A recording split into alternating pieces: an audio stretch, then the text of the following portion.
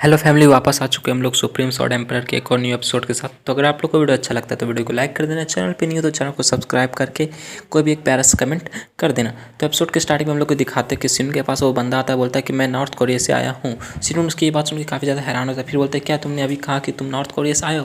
बोलता है कि हाँ मैंने कहा। क्या इसमें कोई प्रॉब्लम है क्या? बोलता है नहीं, मुझे मतलब ऐसा लग नहीं रहा था कि कोई इतने दूर से भी मुझसे मिलने के लिए आ सकता है था। क्या मुझे नेशनल इंटेलिजेंस सर्विस को बताना चाहिए कि कोई नॉर्थ कोरिया से मुझसे मिलने आया? बोलता है कि नहीं नहीं, ऐसा करने की ज़रूरत नहीं। कैंग जो होता है वो सिन से बताता है कि क्या तुम्हें पता है कि नॉर्थ कोरिया में हंटर सिस्टम किस तरह से काम करता है। वहाँ पे कोई भी एक भी मतलब कि हंटर नहीं है नॉर्थ कोरिया में। उसकी बात सुन सिन थोड़ा सा शौक हो जाता है, लेकिन फिर बताता है कि जो नॉर्थ कोरिया में जो सुप्रीम पीपल्स असेंबली है, जो वहाँ की गवर्नमेंट है, उसने हंटर पे बैन लगा के रख दिया। उन लोग का ये मानना है कि अगर इस तरह कोई लोग पावरफुल हो जाए तो वो अपने से कमज़ोर पे दबाव डाल सकता है, प्रेशर लगा सकता है। वो बोलता है कि अच्छा तो तुम हंटर कैसे बन सकते हो? तुमने तो अभी कहा ना कि तुम एक हंटर हो। बोलता है कि हाँ मैं एक हंटर हूँ, लेकिन मेरा जो रेजिडेंस है, मैंने जो रिश्ता से रजिस्टर किया वो मैं चाइना में रजिस्टर हूँ। मैं मतलब एक चाइना का हंटर हूँ। सिरियन उसकी बात सुन के बोलता है अच्छा तो मतलब तुम चाइना से आए हो। बताता है हाँ, क्योंकि नॉर्थ कोरिया जो है वो अपने सारे के सारा टेंजेंट को चाइना को पास कर देता है, और ये एक मतलब कि एग्रीमेंट के तहत होता है कि जो रिसोर्सेस होता है उसको लगभग में आपस में वो लोग बांट लेते हैं। लेकिन ये तो बस ऐसा हुआ जैसे कि हम लोग ने उनको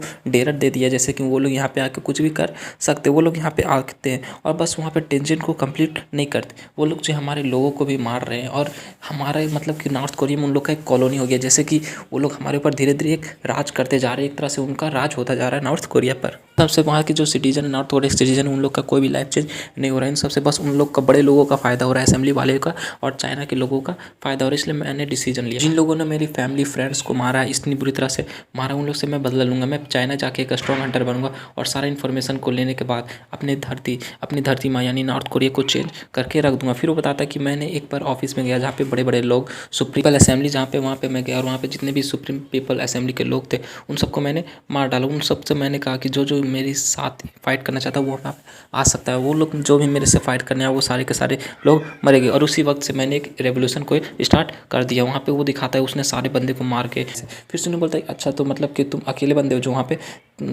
पे मतलब कि जिस तरह से उस सिचुएशन को, हंटर सिचुएशन को चलाते हो। बोलता है कि हाँ मैं काफ़ी ज़्यादा स्ट्रॉन्ग था, और वो पर जितने भी लोग थे असेंबली में, जितने भी लोग थे सब नॉर्मल लोग थे, तो वो लोग तो मेरे से कमज़ोर होंगे नहीं। और फिर उन लोगों को मारने के बाद मुझे एक ये मिला, वो दिखाता है एक बैच टाइप का था। बोलता है कि ये जो है ये एक पावरफुल बैच है जिसके सामने सारे के सारे जो एग्जीक्यूटिव्स लोग हैं वहाँ के इसकी बात मानते हैं, इसलिए मेरा बात वो लोग सब मानना स्टार्ट कर दिए। लेकिन चूंकि ये थोड़ा सा लेट है, फिर भी मैं ट्राई करता रहा हूँ कि वहाँ पे एक हंटर सिस्टम बना दूँ, जिससे कि जो चाइना यहाँ पे आ रही है हमारे कंट्री यानी नॉर्थ कोरिया में आके अपना टाउन बना रही है उसे बनाना बंद कर दे। सिन्हा बोलते अच्छा तो तुम्हारे कहने का मतलब ये है कि तुम साउथ कोरिया में हेल्प लेने के लिए आए हो? बोलता है हाँ मैं हेल्प लेने के लिए आया हूँ। कैंग बताता है कि हाँ मैं चाहता हूँ कि साउथ कोरिया जो हमारे नॉर्थ कोरिया का हेल्प करे और हम लोग धीरे धीरे इसी तरह करके चाइना को वहाँ से निकाल दें, क्योंकि यही एक तरीका है जिससे कि हम लोग चाइना के बढ़ते हुए कदम को, पूरे इरादे को रोक सकते हैं, एग्रीमेंट बना के आगे चल सके। वो बताता है कि ये सब तभी पॉसिबल है जब तुम हमारी हेल्प करोगे। सुनील सोच रहा था कि अब मुझे क्या करना चाहिए, जबकि ये जो मामला ये थोड़ा सा सस्पिशियस है, मुझे पता नहीं मुझे क्या करना चाहिए। लेकिन फिर भी जिन्होंने सोच रहा था कि पाक टाइन ने भी नॉर्थ कोरिया के जितने भी टेंशन है उन सबको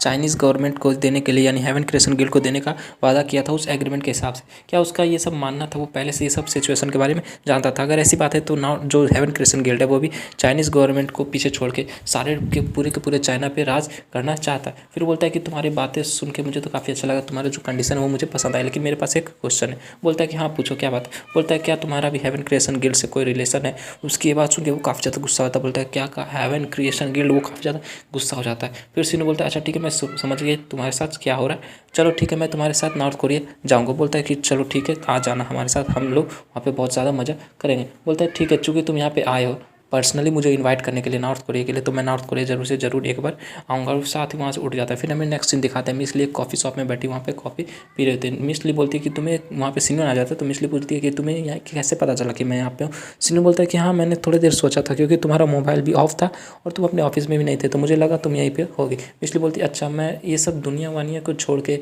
ये हंटर वाली लाइफ को छोड़ के अब नॉर्मल लाइफ जीना चाहती हूँ, मुझे ऐसा क्या करना चाहिए कि मैं नॉर्मल लाइफ जी सकता? अभी सिनू बोलता है कि क्या तुम मेरे साथ एक डेट पे चलोगी आज? उसकी आवाज़ सुन के मिसली काफ़ी ज़्यादा शॉक हो जाती है। फिर वो सिनून की तरफ देखती है, सिनून भी उसकी तरफ देखता है। फिर भी मिसली खड़े हो जाती है, बोलती है कि तुम्हें ये बात पूछने के लिए इतने महीने का वक्त लग गया, चलो ठीक है मैं तुम्हारे साथ जाऊँगी, बताओ कहाँ पे जाना है। सिनून बोलता है कि तुम्हें तो ये दूसरों से ज़्यादा बेहतर पता होगा कि मुझे किस जगह पे डेट करना पसंद है। बोलती हाँ चलो ठीक है, चूँकि ये मुझसे कोई और अगर पर्सन पूछता तो मैं उसे कभी भी हाँ नहीं करता, लेकिन अब चूँकि ये तुम हो सिन्यून हो तो मैं इसे ना भी नहीं कर सकती। सिन्यून ये बात सुन के काफ़ी ज़्यादा खुश हो जाता है। फिर वो लोग नेक्स्ट सीन दिखाते हैं टेंजेंट के अंदर, जो कि अनसान सिटी के पास होता है। वो लोग टेंजेंट के अंदर आ जाते हैं, वहाँ पे दिखाते एक स्नेक होता है, सांप होता है, वो उन पर अटैक करने के लिए आ गया था। फिर वो एक जोरदार ब्लास्ट कर देता है उन दोनों के पास, वो दोनों उसे साइड साइड हट के डॉच कर लेते हैं। फिर मिसली देखती है तो वो सांप काफ़ी रफ्तार से फिर से उसके ऊपर अटैक करते हुए आगे की तरफ चला जाता है। वो बोलती है कि ये तो अभी भी एक अनएक्सप्लोर्ड डेंजर में, यहाँ पे काफ़ी अच्छे से ऑब्जर्व करना होगा, उसके बाद हम लोग इस डेंजर का डेंजर लेवल कुछ बता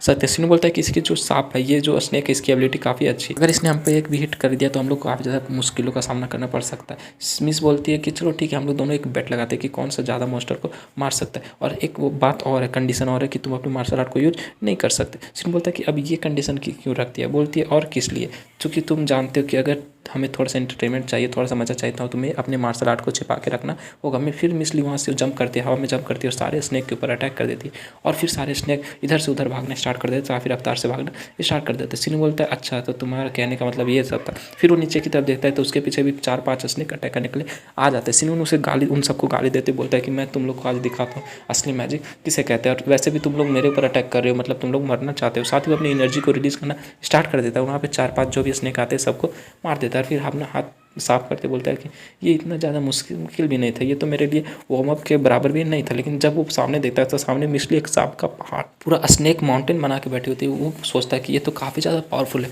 मैंने सोचा नहीं था कि इतने कम टाइम में ये इतने सारे स्नेक मॉन्स्टर को मार देगी। फिर मिसली उस पहाड़ पे से नीचे उतर जाती है, स्नेक वाले पहाड़ पे से नीचे उतर जाती है, और बोलती है कि इनका जो लेवल है वो हाई डेंजर, लेकिन फिर भी ये मेरे सामने इम्पॉसिबल डेंजर के सामने, जो हमने पहले किया था उन सब के सामने तो कुछ भी नहीं है। मिस सिंह बोलते हैं हाँ ऐसी ही बात है। फिर मिसली बोलती है कि ऐसे हाई लेवल डेंजर काफ़ी डेंजर जो है काफ़ी ज़्यादा भी नहीं मिल रहे हैं हम लोग को, काफ़ी ज़्यादा अपीयर हो रहे हैं। और ये सबसे बड़ी बात यह है कि हम लोग के पास अभी उतने ज़्यादा लोग भी नहीं कि सारे के सारे हार्डलेस डेंजर या फिर इम्पॉसिबल डेंजर को हैंडल कर सके। सिन्नू बोलता है कि हाँ ऐसी बात तो है, लेकिन हमारा कंट्री यानी कि साउथ कोरिया के लोग होता है, ऐसा कंट्री नहीं जहाँ पे इतने सारे डेंजर अपीयर हो रहे हैं, जैसे कि नॉर्थ कोरिया में बहुत सारे डेंजर अपीयर हो रहे हैं। मिसली को उसकी कुछ बात समझ नहीं आती है, वो उसको सोचना हैरान हो जाती है। फिर सिन्नू बोलता है कि कुछ दिन पहले मेरे से एक बंदा नॉर्थ कोरिया का हंटर जिसका नाम कैंग था वो मिलने आया था, उसने मुझसे एक रिक्वेस्ट की है कि मैं उसके साथ जाऊं और वहाँ पे उसके डेंजर को एक्सप्लोर करने में, क्लियर करने में हेल्प करूँ। मिसली बोलती क्या नॉर्थ कोरिया, मुझे तो इसकी कोई भी बात समझ नहीं आ रही। सिन्नू बताता है हाँ मुझे भी उसकी बात समझ नहीं आई थी, लेकिन जब मैंने उसके हेवन क्रिएशन गिल्ड के बारे में बात किया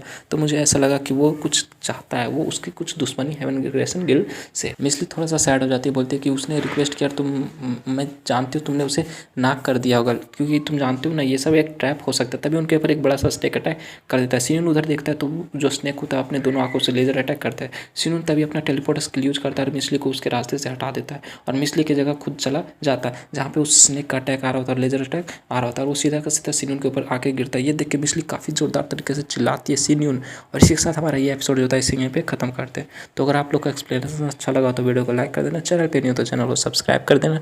मिलते हैं नेक्स्ट वीडियो के साथ, तब तक के लिए bye bye, stay happy, spread love.